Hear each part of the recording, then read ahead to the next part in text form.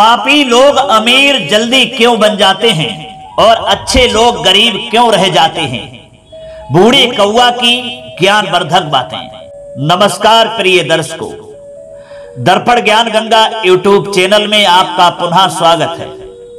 मान्यवर, आज की कहानी भी आपके लिए बहुत ही ज्ञानवर्धक और शिक्षाप्रद है, जो आपके लिए बहुत कुछ सिखाने वाली है, जिसमें आज हम चर्चा करने के लिए जा रहे हैं कि इस संसार में जो पापी लोग होते हैं वो बहुत ही जल्दी अमीर क्यों बन जाते हैं, और जो अच्छे लोग होते हैं, जो अच्छी राह पर चलते हैं, धर्म का काम करते हैं, धर्म की डगर को कभी छोड़ते नहीं हैं, और वही लोग गरीब रह जाते हैं, वही एक एक पैसे के लिए मोहताज बन जाते हैं। ऐसा क्यों है? मान्यवर, याद रखिए, आपने भी देखा होगा इस संसार में कि जो रात दिन पाप करते हैं, चोरी करते हैं, बेईमानी करते हैं, दूसरों को दुख देते हैं, दूसरों का धन हड़प लेते हैं, और वही लोग इस संसार में सबसे अमीर माने जाते हैं और सबसे अमीर दिखाई देते हैं। उनके पास धन की, पैसों की कोई कमी नहीं होती है। और जो लोग रात दिन मेहनत करते हैं, कड़ी से कड़ी मेहनत करते हैं, पूरे दिन खेतों पर काम करते हैं, अधिक से अधिक वजन ढोते हैं, जितना हमारे शरीर में वजन होता है उससे अधिक वजन ढोते हैं, पत्थरों को तोड़ते हैं, और वही लोग कौड़ी कौड़ी के लिए मोहताज रह जाते हैं। दो वक्त की रोटी समय से नहीं मिल पाती, ना तो अच्छा खा पाते हैं और ना ही अच्छा पहन पाते हैं, और ना अपने जीवन के सपने पूरे कर पाते हैं, और ना कहीं जा पाते हैं। मान्यवर, ऐसा क्यों होता है? पापी लोग जल्दी अमीर क्यों बनते हैं और अच्छे लोग गरीब ही क्यों रह जाते हैं? इस विषय को लेकर के हम इस वीडियो में चर्चा करने के लिए जा रहे हैं। जो हम कहानी आपको सुनाने के लिए जा रहे हैं, ये कहानी बहुत ही आपके लिए उपयोगी है और महत्वपूर्ण भी है। ये आपके लिए जानना भी बहुत जरूरी है कि ऐसा इस संसार में होता क्यों है। क्या ईश्वर का यही नियम है? क्या विधि का यही विधान है कि पापी लोगों को अमीर बना दे और अच्छे लोगों को गरीब बना दे? पापी लोग सुखी और अच्छे लोग दुखी? यही चर्चा हम इस वीडियो में करेंगे। बस आपसे निवेदन है कि आप हमारी वीडियो की समाप्ति होने तक हमारे साथ इस चैनल पर जुड़े रहें और हमारी कहानी के लिए ध्यान पूर्वक शुरू से अंत तक ही सुनने का प्रयास करें। चलिए दर्शक भाइयों, अब शुरू करते हैं ये वीडियो और ये कहानी। मान्यवर, यही प्रश्न एक बार गरुड़ जी ने एक बूढ़े कौवा से किया था। हिमालय पर्वत की शिखर पर एक बार काकभूषण जी बैठे हुए थे, तो एक दिन उनके पास में भगवान नारायण के वाहन गरुड़ जी आते हैं। उनके मन में ऐसे कई प्रश्न थे जिनका समाधान उन्हें कहीं नहीं मिल रहा था। उन्होंने विचार किया, चलो काकभूषण जी के पास में चलेंगे और अपने प्रश्नों का समाधान उनसे ही करवाएंगे। मान्यवर, गरुड़ जी के प्रश्नों का उत्तर बताने को तो भगवान भी बता देते, पर गरुड़ जी को उनके प्रश्नों के उत्तर भगवान के माध्यम से तो मिल जाते, पर उनके अंदर का जो अहंकार था, जो अभिमान था, वो नहीं नष्ट हो पाता। इसलिए भगवान ने उन्हें जानबूझ करके काकभूषण जी के पास में भेज दिया और कहा कि तुम उनके पास में जाओ और जो भी तुम्हारे प्रश्न हैं, वे काकभूषण जी अच्छी तरीका से तुम्हारे इन प्रश्नों का समाधान कर देंगे। क्योंकि मान्यवर, कहते हैं घर की मुर्गी दाल बराबर होती है। अगर कोई अपने को उपदेश देता है तो उसका प्रभाव इतना नहीं पड़ता जितना कि बाहर वाले के समझाने से पड़ता है। गरुड़ जी चल करके काकभूषण जी के पास में आते हैं और अपने मन में चल रही सारी शंकाओं को उनके सामने रखते हैं। दोनों के बीच ज्ञान चर्चाएं होने लगी। गरुड़ जी कहते हैं कि काक श्रेष्ठ, मेरी एक शंका का समाधान कीजिए। काकभूषण जी ने कहा, कहिए पक्षीराज गरुड़, क्या तुम्हारी शंका है? क्या समाधान करवाना चाहते हो? निसंकोच होकर के कहो।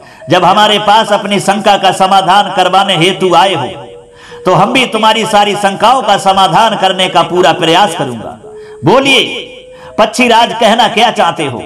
मान्यवर, तब गरुड़ जी ने कहा कि हे काक श्रेष्ठ, मैं जानना चाहता हूं कि जो लोग पाप के रास्ते पर चल करके धन कमाते हैं, जो लोग पूरे दिन पाप करते हैं, दूसरों को दुख देते हैं, परेशान करते हैं, दूसरों का माल धन हड़प लेते हैं, और वही लोग धनवान क्यों बन जाते हैं? हमने देखा है कि कुछ लोग ना धन का दान करते हैं, ना गरीबों को भोजन कराते हैं, वेद शास्त्रों में जो धन कमाने के मार्ग बताए हैं उन पर भी नहीं चलते, और फिर भी धनवान बन जाते हैं, अमीर बन जाते हैं। ऐसे लोग धनवान क्यों बन जाते हैं? इसके पीछे की भगवान की क्या इच्छा रहती है? और हमने देखा है कि जो लोग पहले धनवान थे और कुछ समय गुजरने के बाद बहुत गरीब हो जाते हैं, क्या उनके पीछे कोई पूर्व जन्म का फल होता है? क्या कोई उनका प्रारब्ध होता है?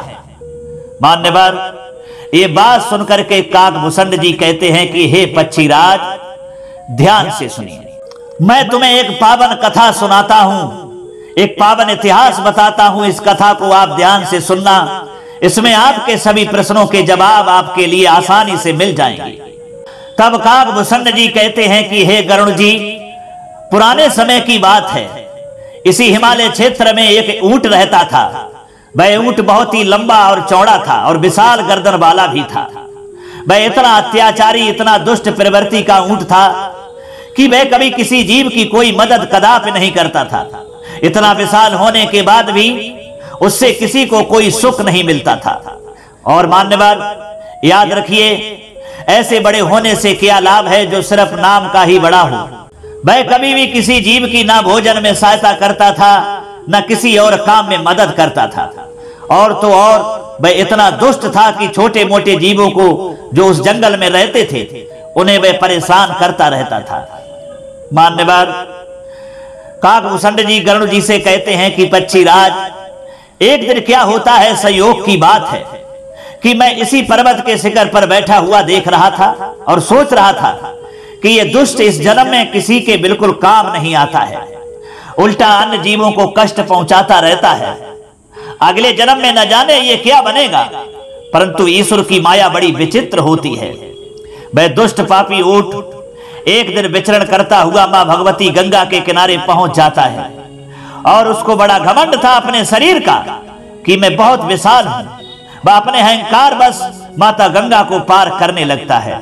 काकभूषण कहते हैं, गरुड़ जी, जब उस दुष्ट ऊंट ने मां गंगा के विशाल जल क्षेत्र को पार करना चाहा और उधर मां गंगा भी अपने प्रबल वेग में विशाल जलधारा के साथ बह रही थी, तो उस दुष्ट ऊंट ने उस जलधारा को पार करने की कोशिश की, तो वह ऊंट गंगा के भंवर में ही फंस गया। मान्यवर, माता गंगा उस समय अपने चरम पर चल रही थी। कई जगह गंगा के घुमटे बढ़ रहे थे। घुमटों का मतलब होता है घूमता हुआ पानी। उस घुमटे में, उस भंवर में जो व्यक्ति या कोई वस्तु फंस जाती है वह उसी के अंदर समा जाती है। मान्यवर, इसी तरह वह ऊंट भी उस भंवर में फंस जाता है। आखिरकार वह पानी में डूबने के बाद उसकी मृत्यु हो ही जाती है। उसी जलधारा में जब ऊंट मर जाता है, गंगा के जल में उसका शरीर जो था वह विलीन हो गया। धीरे धीरे मां गंगा ने अपनी धूल से उसे दबा दिया। कुछ दिन के बाद उसका शरीर तो गल के नष्ट हो गया, लेकिन उसकी जो अस्थियां थीं गंगा की गहराई में दबी रहीं। मान्यवर, इधर मरने के बाद यमदूत उसकी आत्मा को ले जाते हैं। ऊंट की आत्मा को धर्मराज के सामने जब प्रस्तुत किया गया, पर्वत के शिखर पर काकभूषण जी गरुड़ को बताते हैं कि गरुड़ जी, इधर मैं मन में भी सोच रहा था कि ये ऊंट बड़ा ही दुष्ट था। अब देखो धर्मराज इसे क्या बनाते हैं। उधर धर्मराज विचार करते हैं कि इस ऊंट की मृत्यु तो मोक्षदायिनी मां गंगा के जल में हुई है। इसकी मृत्यु तो ऐसे स्थान पर हुई है जहां बड़े बड़े ऋषि मुनि मृत्यु को प्राप्त करने के लिए तरसते रहते हैं। धर्मराज ने अपने दूतों से कहा कि ये तो बड़ी पुण्य आत्मा है, इसने बड़ा पुण्य कर्म किया है। इसका शरीर तो माता गंगा की जलधारा में डूबा है, जहां बड़े बड़े ऋषि मुनि भी अपना शरीर नहीं छोड़ पाते। इसलिए इसको वैभवशाली सेठ बना दिया जाए, क्योंकि मां गंगा की पावन जलधारा इसकी अस्थियों के ऊपर से न जाने कितने समय तक प्रभावित होती रहेगी, और जब तक इसकी अस्थियां माता गंगा के जल में डूबी रहेंगी तब तक कभी भी इसके ऊपर दुख नहीं आएगा, कभी भी इसका प्रभाव समाप्त नहीं होगा। ये सेठ तब तक पैसे वाला बना रहेगा और धनवान भी बना रहेगा। इस प्रकार मान्यवर वह ऊंट एक भोगवती नामक नगरी में लखा सेठ के नाम से जन्म लेता है। ऊंट का जन्म एक बहुत बड़े पैसे वाले सेठ के घर में हुआ। धीरे धीरे वह बड़ा होने लगा। माता पिता बहुत पैसे वाले थे, तो उसने गरीबी को तो कभी देखा ही नहीं था। लेकिन पूर्व जन्म से उसकी प्रवृत्ति बड़ी ही दुष्ट थी। दुष्टता पहले से ही उसके स्वभाव में थी। इधर गंगा में उसकी अस्थियां दबी होने के कारण धीरे धीरे वह इतना बड़ा पैसे वाला होता चला गया कि दूर दूर तक उसकी ख्याति फैल गई। जिस काम में वह हाथ लगाता था उसी से उसे धन की प्राप्ति हो जाती थी। बड़ी बड़ी फैक्ट्री, बड़ी बड़ी कंपनी, बड़े बड़े उद्योग लगवा दिए। रहने के लिए आलीशान बंगला भी बनवा दिया। सैकड़ों महंगी महंगी गाड़ियां थीं। हजारों नौकर चाकर उसके यहाँ काम करते थे। इतना सब कुछ होने के बाद भी उसका स्वभाव वैसा ही था जैसा कि उसका ऊंट शरीर में था। उसके पास कोई याचक या कोई दान लेने वाला आता तो सेठ उसको दान नहीं देता था। कोई भी धार्मिक कार्य नहीं करता था और ना कोई भी कार्य में भाग लेता था। मान्यवर उसके पिता पैसे वाले थे, इसलिए उसे बहुत अकूत धन संपत्ति सौगात में मिली हुई थी और फिर मां गंगा का पावन जल उसकी अस्थियों से प्रवाहित हो रहा था, इसलिए उसका वैभवशाली रहना स्वाभाविक था। मान्यवर एक दिन की बात है कि एक परम तपस्वी संत मन में विचार करने लगे कि मुझे भोगवती नगरी के सेठ लखा जो सेठ हैं उनके पास चलना चाहिए। वह बहुत बड़े पैसे वाला है, उसका नाम मैंने सुना है। अगर उसके यहां से मुझे कुछ धन मिल जाएगा तो मैं भगवान शंकर का मंदिर बनवा दूंगा। ये विचार करके तपस्वी चल देता है। उसी सेठ के पास उसकी नगरी में पहुंच जाता है। काकभूषण जी कहते हैं कि पक्षीराज गरुड़, याद रखिए, चलते चलते वह तपस्वी संत लखा सेठ के पास जब पहुंचते हैं, सेठ के पास पहुंचकर तपस्वी ने कहा कि सेठ जी, मैं भगवान शंकर का मंदिर बनवाना चाहता हूं, भगवान शिव के मंदिर का निर्माण करवाना चाहता हूं, उसमें भगवान शंकर की प्रतिमाएं स्थापित करना चाहता हूं। इसके लिए मुझे कुछ धन की आवश्यकता है। आप समर्थ हैं, इसलिए मुझे कुछ धन प्रदान करें। मैं याचक बनकर के आपसे मांगने आया हूं। मान्यवर तपस्वी की इन बातों को सुनकर सेठ जो था बिगड़ करके कहने लगा कि तपस्वी, क्या मेरा जो धन है वो तुम जैसे भिखारियों के लिए है? दोस्तों उसका जो मूल स्वभाव था वो पूर्व जन्म का ही उसका स्वभाव था। वह पूर्व जन्म से ही दुष्ट प्रवृत्ति का था। दूसरा शरीर धारण करने के बाद भी उसका मूल स्वभाव नहीं बदला। उसने उस संत को देखा तो उसको फटकार लगा दी और कहने लगा, भगवान ने तुझे इतना हष्टपुष्ट शरीर दिया है, कमा नहीं सकता, जो यहां हाथ फैलाने के लिए चलाया। मान्यवर वह सेठ कहता है उस संत से कि याद रखिए, आप यदि कहीं कोई काम करोगे तो आप भी मेरे जैसे पैसे वाले बन जाओगे, मांगने की आवश्यकता नहीं पड़ेगी। देखते नहीं हो मैं कितनी मेहनत करता हूं, इसलिए तो पैसे वाला बना बैठा हूं, आपको एक पैसा भी नहीं दूंगा। दोस्तों सेठ की इन बातों को सुनकर के तपस्वी मन में विचार करने लगा कि भगवान की माया भी कितनी विचित्र है कि ऐसे दुष्टों को अपार धन दे देते हैं, जबकि ऐसे लोगों को तो धन देना ही नहीं चाहिए। कहते हैं जो धन धर्म से कमाया जाता है और धर्म कार्य में लगाया जाता है, वही धन सुख देता है और वही धन वाला मोक्ष को प्राप्त होता है। और जो धन को सिर्फ अपने ही विषय वस्तुओं में लगाते हैं, निश्चित रूप से उन्हें अगले जन्म में पशु बनना पड़ता है। मान्यवर याद रखिए, पापी दुराचार को, कंजूसों को, अधर्मियों को परमात्मा इतना धन क्यों देता है, जबकि सीधे सज्जन ईमानदार लोग जो धर्म कर्म करने वाले होते हैं उन्हें एक एक पैसे के लिए तरसना पड़ता है। ये पापी इतना बड़ा पैसे वाला कैसे बन गया? इसके पीछे कारण क्या है? ये तो दुष्ट है, ये दान करना नहीं जानता, भूखे लोगों को भोजन कराना नहीं जानता, धर्म करना नहीं जानता, याचक को दक्षिणा देना नहीं जानता। इससे दुष्ट तो मुझे कोई दिखाई नहीं मालूम पड़ता। परंतु ये ऐसा कौन सा पुण्य करके आया है जिसकी वजह से इतना फलीभूत हो रहा है? इतना दुष्ट होते हुए भी ये इतना विशाल वैभवशाली समृद्धशाली सेठ बना बैठा है, क्या कारण है? इसके पीछे मैं इसके घर चलकर देखता हूं, कहीं इसकी पत्नी तो धर्मात्मा नहीं है। मित्रों ये विचार करने के बाद में वह तपस्वी संत पूछता हुआ लक्का सेठ के घर पर जाता है। सेठ बहुत पैसे वाला था, धन के मामले में चारों तरफ प्रसिद्धि थी, इसलिए उसके घर को जाने में कोई समस्या नहीं हुई। तो तपस्वी उस सेठ के जब घर पहुंच जाता है और घर जाकर के दरवाजा खटखटाता है, आवाज लगाई तपस्वी ने।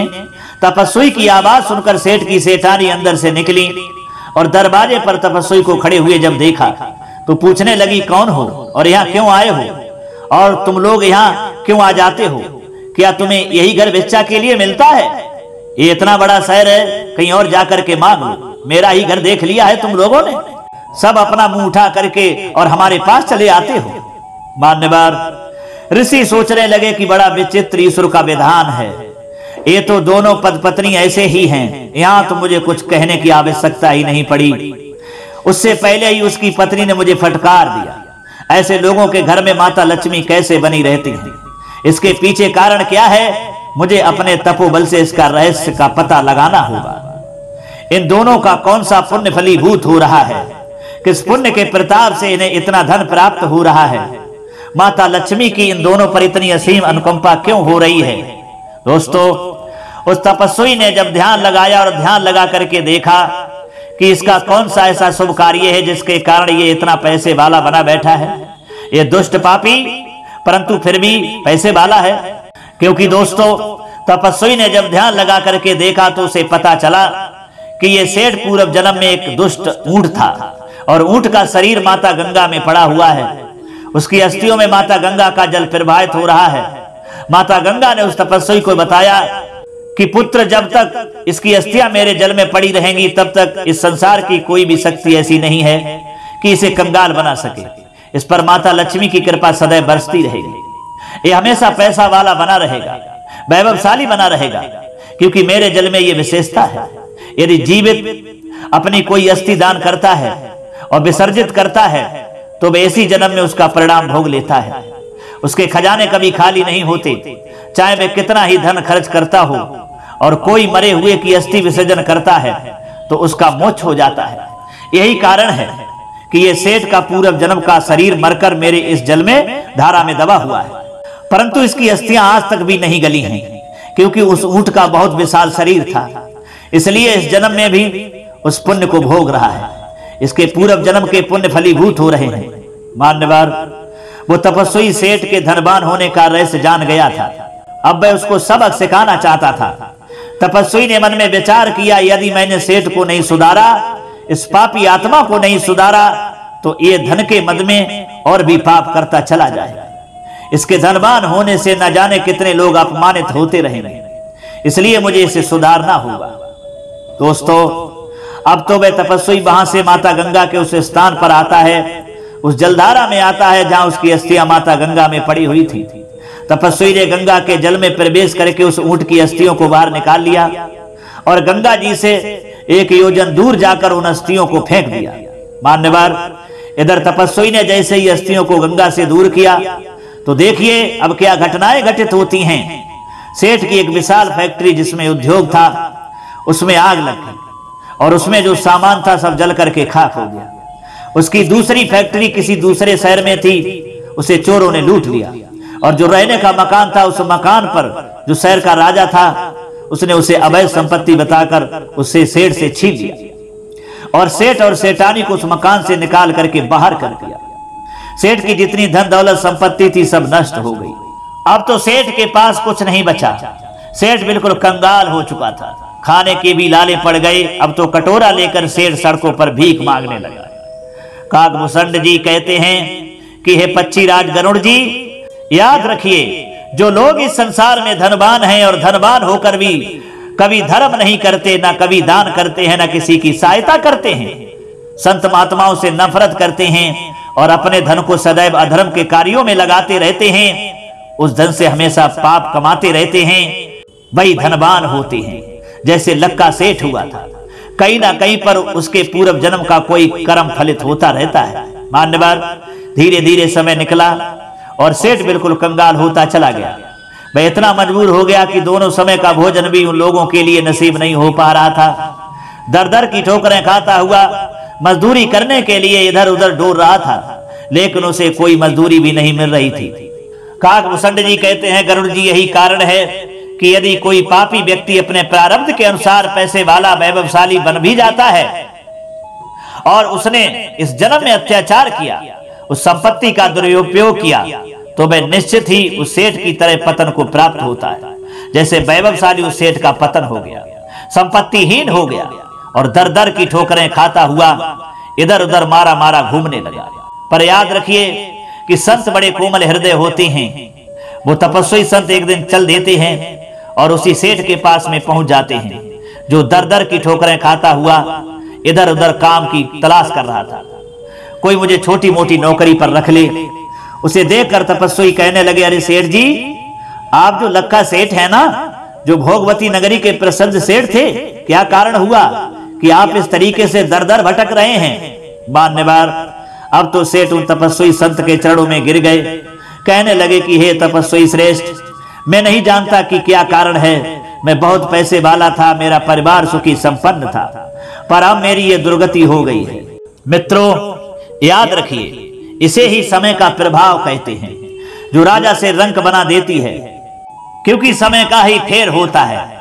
किसी विद्वान ने कहा है कि समय से दुर्जन संग समय सत्संग करावे, समय से बाढ़े रोग समय ही निरोग बनावे, और समय बढ़ावे खर्च समय धनवान बनावे, और समय से होवे मिलन समय ही बिछुड़न करवावे।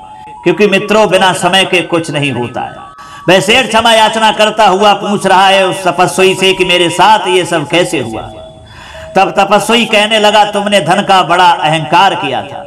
तुम दुष्ट आत्मा तो थे ही, पूर्व जन्म से ही तुम्हारी प्रवृत्ति दुष्ट थी। आप अचानक माता गंगा में गिर करके मर गए और आपकी अस्थियां गंगा के जल में डूबी हुई थी। उसके पुण्य से आप पैसे वाले हो गए, परंतु आपने उन पैसों का दुरुपयोग किया, उस संपत्ति का दुरुपयोग किया है, इसलिए आपकी ये दुर्गति हुई है। आपने उस धन को धर्म में नहीं लगाया। आप बताइए, आपने कभी जीवन में किसी तीर्थ यात्रा या किसी भूखे को भोजन कराया है? सेठ ने कहा, नहीं प्रभु, मैंने ऐसा कुछ भी नहीं किया, किसी को दान नहीं दिया।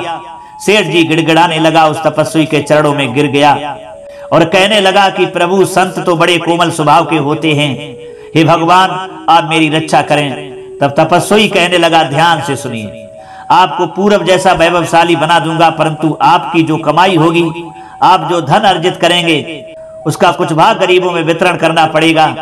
गरीबों की बेटियों के विवाह में दान करना होगा, कुएं तालाब पोखरे बनवाने होंगे, धार्मिक कार्य संपन्न कराने पड़ेंगे, मंदिरों का निर्माण कराना होगा, तो आप फिर से वैभवशाली बन सकते हैं। तुम्हें खूब दान पुण्य करना होगा। कोई भी संत आपके दरवाजे से लौटकर खाली हाथ नहीं जाना चाहिए। ये याद रखना, यही जीवन का परम सत्य है। याद रखिए, किसी को यदि हम अपने दरवाजे से निराश लौटाते हैं तो उसका महापाप लगता है और वह हमारे धन के एक बड़े 10वें भाग का हरण कर ले जाता है। पूर्व जन्म के कुछ शुभ कर्म के कारण पापी भी वैभवशाली ही हो जाते हैं और इसीलिए वह धर्म को और ईश्वर को भूल जाते हैं। मित्रों, तपस्वी के कहने से वह सेठ हर बात के लिए राजी हो गया। ऋषि की हर एक शर्त मान लेता है और उसके बाद वह संत उस ऊंट की अस्थियों को जो उसने दूर ले जाकर के फेंक दिया था, उन्हें फिर से ला करके माँ गंगा के पावन जल में प्रवाहित कर देता है। उन्हें माँ गंगा के जल के अंदर बालू में दबा देता है ताकि गंगा के जल की धारा ऊपर से प्रभावित होती रहे। अब देखिए उधर क्या होता है। धीरे धीरे समय निकला। राजा के मन में विचार आया कि जो मकान सेठ से छीन कर लिया था वह मैंने गलत तरीके से लिया है, मैं ये महल उस सेठ को वापस लौटा देता हूँ। मान्यवर, राजा ने सेठ का मकान उसे पुनः वापस लौटा दिया और धीरे धीरे जो सेठ की फैक्ट्रियां भी कारखाने जो थे वो सभी संचालित हो उठे। सेठ फिर से पैसे वाला बन गया था और फिर वह तपस्वी के बताए अनुसार वह सेठ रोजाना दान पुण्य का कार्य करने लगा। अपने धन का एक बड़ा हिस्सा वह धार्मिक कार्यों में लगाता था। मान्यवर, अब तो सेठ बड़ा दानी हो गया, बहुत बड़ा दान देता था, ऋषियों को आमंत्रित करता था, शास्त्र मंत्रणा करवाता था, हर चर्चाएं भी होती थीं और जो भी कोई याचक उसके द्वार पर आता था कभी खाली हाथ नहीं जाने देता था। कहते हैं धन तभी सुख देता है जब उसे उस धन का कुछ भाग धर्म में लगाता है। धर्म में लगाने से धन पवित्र हो जाता है और उसका पुण्य कर्ता को चला जाता है। यदि आप चाहते हैं कि आपका परिवार कभी दुखी ना हो, आप अपने परिवार को हमेशा सुखी देखें, आप चाहते हैं कि हमारे परिवार में कभी कोई कष्ट परेशानी ना आए, तो अपने धन को हमेशा ईमानदारी से कमाना सीखो और उसे धर्म में जरूर लगाना सीखो, कभी परिवार पर मुसीबत नहीं आएगी। तो मान्यवर, काकभूषण जी पक्षीराज गरुड़ को कहते हैं कि हे पक्षीराज गरुड़, अब तो तुम्हारे प्रश्न का उत्तर तुम्हें मिल गया होगा कि पापी लोग जल्दी अमीर क्यों बन जाते हैं और अच्छे लोग गरीब क्यों रह जाते हैं। मेरे कहने का मतलब यह है, कुछ उनके पूर्व जन्म के पुण्य हुआ करते हैं जो अगले जन्म में जाकर के उस पुण्य का फल मिलता है, और वही लोग बहुत सारे पाप भी करते हैं, दुष्ट प्रवृत्ति के भी होते हैं, लेकिन फिर भी धनवान होते हैं, तो पूर्व जन्म के शुभ कर्मों का उनके लिए फल होता है। इसीलिए पापी लोग जल्दी ही अमीर बन जाते हैं और अच्छे लोग जो होते हैं वो गरीब रह जाते हैं, क्योंकि उनके कुछ पूर्व जन्म के शुभ कर्मों का फल उनके पास बिल्कुल नहीं होता है। मान्यवर काकभूषण जी ने गरुड़ जी के प्रश्नों का हल इस तरीका से किया, पक्षीराज गरुड़ खुश हो गए। तो मित्रों, हमें उम्मीद है ये कहानी आपको जरूर अच्छी लगी होगी। पसंद आई है तो कमेंट बॉक्स में जरूर बताइएगा, और हो सके तो अपने मित्रों के लिए भी शेयर करना। इतना समय देने के लिए आपके लिए कोट कोट धन्यवाद। अब दीजिए इजाजत, पुनः मिलते हैं किसी अगली वीडियो में, किसी नई चर्चा में। तब तक के लिए सब्सक्राइबर बंधु एवं दर्शक भाइयों के लिए नमस्कार, राधे कृष्णा।